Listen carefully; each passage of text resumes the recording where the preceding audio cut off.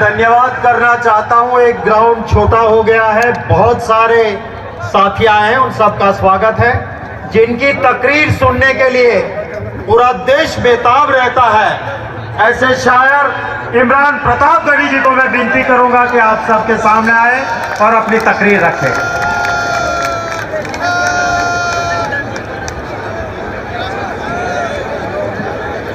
मेरी आंखों के सामने लाखों की तादाद में उमड़ के आया पूरा हिंदुस्तान।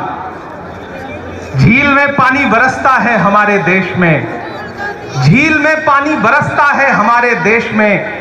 खेत पानी को तरसता है हमारे देश में, खेत पानी को तरसता है हमारे देश में।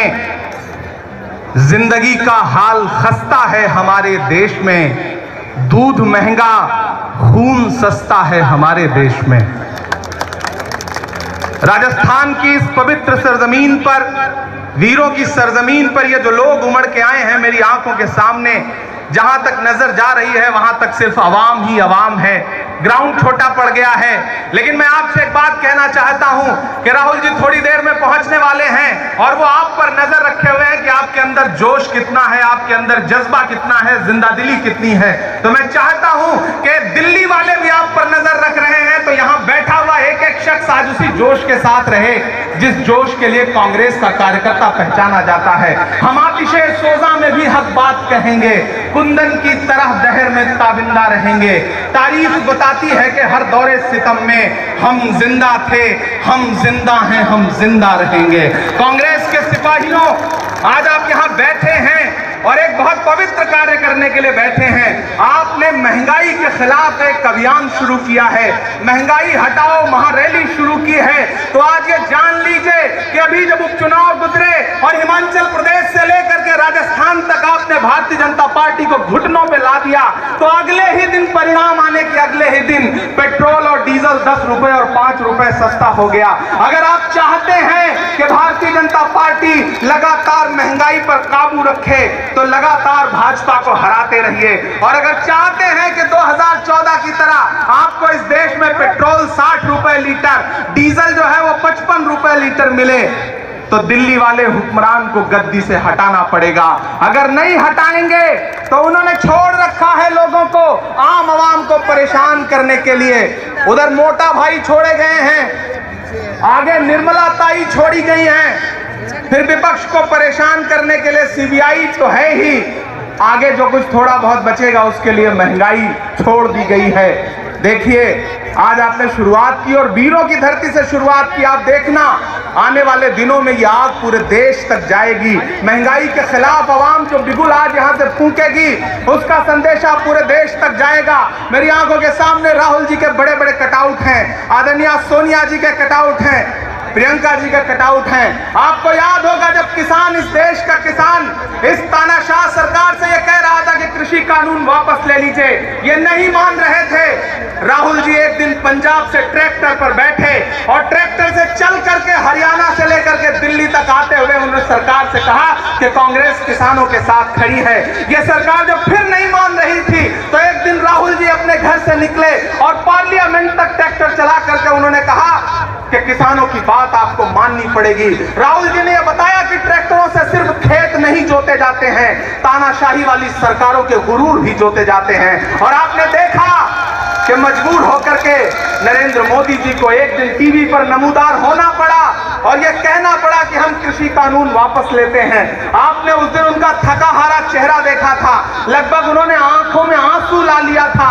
किसानों से अपना रिश्ता जोड़ते हुए बताया था कि हम आपको नहीं समझा पाए, लगभग रोने वाली मुद्रा में आ गए थे। लेकिन किसान समझता है कि 700 शहादतें लेने के बाद अगर ये सरकार मजबूर हुई तो उसके ताकत और उसके दम की वजह से मजबूर हुई।